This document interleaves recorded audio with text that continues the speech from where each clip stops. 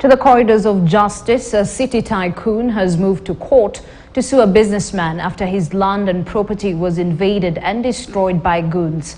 The tycoon lost property worth 3 billion shillings after auctioneers and agents of Diesel Cartel Limited allegedly invaded the land and touched some property.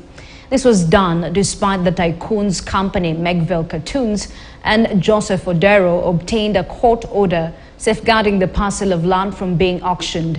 Goons invaded the factory and set ablaze part of it on 14th of August.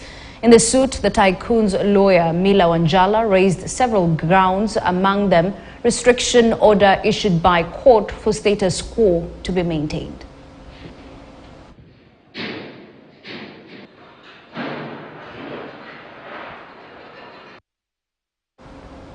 Now, sports, health and medical research components in the country